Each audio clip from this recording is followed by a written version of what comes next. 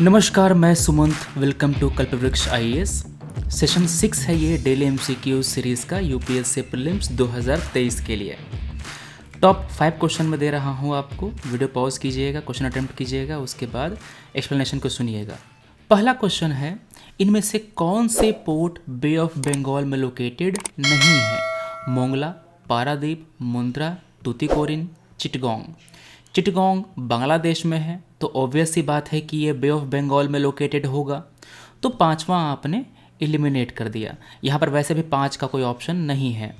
तूतीकोरिन ये नीचे में है और ये बे ऑफ बंगाल की तरफ खुलता है, ये साउथ इंडिया का पोर्ट है। तो चौथा बे ऑफ बंगाल में लोकेटेड है। चिटगोंग बे ऑफ बंगाल में लोकेटेड है।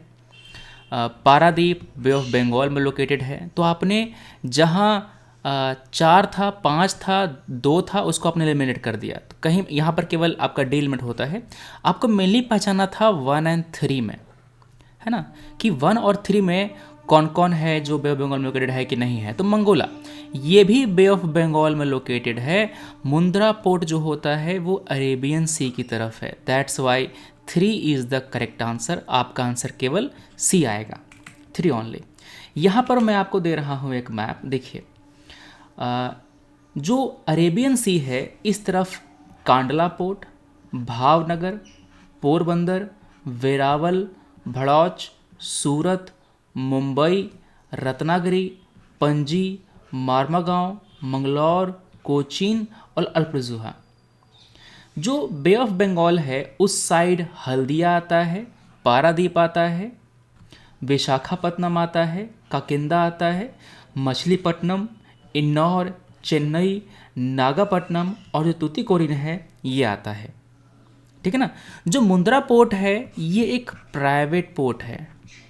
ये एक प्राइवेट पोर्ट है। ये गल्फ ऑफ कच्छ के नज़दीक है। ठीक है ना, गल्फ ऑफ कच्छ। और कच्छ किधर पड़ता है? ये पड़ता है बे ऑफ बंगाल साइड में, गुजरात में वाला पोर्ट है। दैट्स वाई 3 जो है वो बे ऑफ बंगाल में नहीं है। 3 इज द करेक्ट आंसर। जो बे ऑफ बंगाल है उसमें कई सारे रिवर जाकर गिरती हैं, जैसे कि गंगा, पद्मा, यमुना, मेघना, उसके बाद इरावदी जो म्यांमार में बहती है, गोदावरी, महानदी, ब्रह्मानी, बैतरनी, कृष्णा और कावेरी। कृष्णा कावेरी नदियाँ जो हैं वो पेनिनसुलर रिवर्स हैं। ठीक है। जो इम्पॉर्टेंट पोर्ट्स हैं इंडिया में वो कौन कौन से हैं? चेन्नई है, इसके बाद कोलकाता है, फिर आपका जो कांडला है ये आता है। सॉरी, आपका जो है ना बे ऑफ बंगाल उस साइड बता रहा, हल्दिया, पारादीप, चेन्नई, ये सब पोर्ट आते हैं। जो कांडला पोर्ट है वो पड़ता है अरेबियन सी की तरफ। That's why 3 is the correct answer.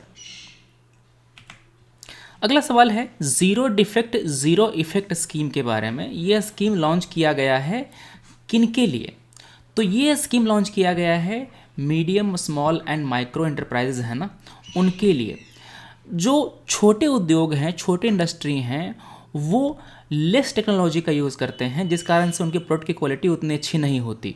चूँकि प्रोडक्ट क्वालिटी उतनी अच्छी नहीं होती तो वो प्राइस पे कमांड नहीं कर पाते, उनको अपना प्राइस लो रखना पड़ता है। तो ज़ीरो डिफेक्ट के अंतर्गत हम करेंगे क्या कि जो गवर्नमेंट है वो एमएसएमई को हैंड होल्ड करेगी, उनको टेक्नोलॉजी अपग्रेड करने के लिए फ़ंड प्रोवाइड करेगी और इन एमएसएमई का इन्वायरमेंट पर कोई इम्पैक्ट ना हो ये भी इंश्योर करेगी। मतलब कि इनका जो इमिशन है, जो CO2 इमिशन है वो कम होना चाहिए, ये पर्पस रहेगा।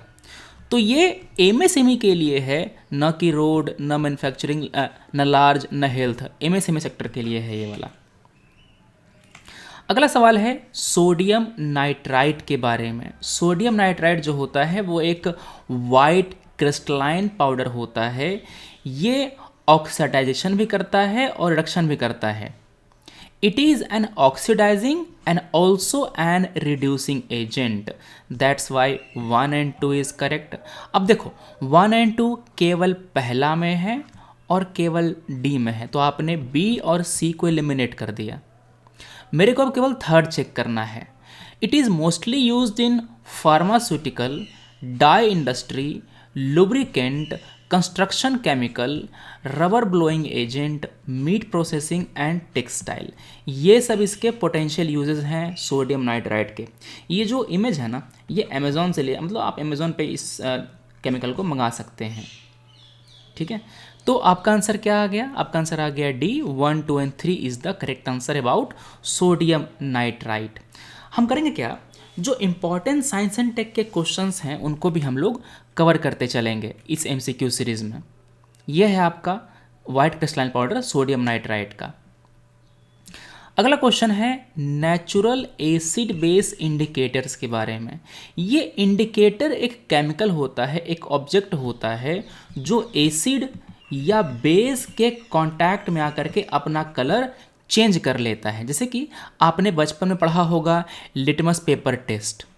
तो लिटमस एक इंडिकेटर है जो एसिड के कांटेक्ट में आने के बाद उसका कलर कुछ और होता है, जब बेस के कांटेक्ट में आएगा तो उसका कलर चेंज हो जाता है। तो जब कलर चेंज होता है ना, तो हमको पता चल जाता है कि ये जो हम केमिकल चेक कर रहे हैं वो क्या है, वो एसिड है कि बेस है। तो रेड कैबेज की पत्तियां ये भी अपना रंग बदलती हैं एसिड और बेस में आने के बाद, के कांटेक्ट में आने के बाद। टर्मरिक ये भी एक इंडिकेटर है। तो पहला और दूसरा और लिटमस तो खैर हैं ही, तो 3, ये तीनों के तीनों नेचुरल इंडिकेटर हैं जो बताते हैं कि कौन सा केमिकल एसिड है, कौन सा केमिकल बेस है। समझे? तो इंडिकेटर क्या होता है समझ गए आप? एक होता है इन्वायरमेंट इंडिकेटर स्पीसीज। वो स्पीसीज होती हैं जो बताती हैं कि हमारे इन्वायरमेंट में पॉल्यूशन बढ़ तो नहीं गया। फॉर एग्जांपल फ्रॉग का स्किन बहुत ही ज़्यादा सेंसिटिव होता है, इसका स्किन काफ़ी सेंसिटिव होता है। जब उस एरिया में पोल्यूशन बढ़ता है ना, तो सबसे पहला प्रभाव फ्रॉग पर ही पड़ता है। तो फ्रॉग का जो पॉपुलेशन है, उसकी डेंसिटी है, उसका ग्रोथ या फिर डिक्लाइन देखते हुए पता चल जाता है कि क्या उस एरिया में वाटर पोल्यूट हो गया है, क्या वहाँ का एयर पोल्यूटेड है क्या। समझ रहे हो? तो इस तरह से ये इंडिकेटर स्पीसी है, इंडिकेटर स्पीसीज है। अगला जो क्वेश्चन है वो है कि क्या कारण है पंजाब और हरियाणा का जो रीजन है वहाँ पर राइस का यील्ड काफ़ी ज़्यादा है। पहला ये है कि उनके पास सीड्स हाई क्वालिटी के हैं, जेनेटिकली इम्प्रूव्ड वैरायटी है ना, हाई यील्ड वैरायटी सीड्स उनके पास अवेलेबल है। वो फर्टिलाइज़र का काफ़ी ज़्यादा इस्तेमाल करते हैं और ये फर्टिलाइज़र सफिशेंट अमाउंट में जो न्यूट्रिएंट है वो प्रोवाइड करते हैं प्लांट को और उससे उनकी प्रोडक्टिविटी बढ़ती है। वहाँ पर इरिगेशन की भी अच्छी फैसिलिटी है। इसके बाद चूँकि क्लाइमेट ड्राई है तो वहाँ पर पेस्ट कम होते हैं, कीट पतंगे कम होते हैं। तो 1, 2 एंड 3 तीनों रीज़न है कि क्या कारण है कि वहाँ पर धान का ही नहीं, गेहूं का भी जो प्रोडक्शन है वो काफ़ी ज़्यादा होता है पंजाब और हरियाणा के रीजन में, और उनके पीछे भी सेम रीज़न रिस्पॉन्सिबल है, सेम फैक्टर रिस्पॉन्सिबल है। तो 1, 2 and 3 D is the correct answer. ठीक है, तो ये हो गई बातें हमारी आज की, ये था हमारे टॉप 5 क्वेश्चंस। हम मिलते हैं कल अपने अगले वीडियो में। Thanks for watching, take care, जय हिंद।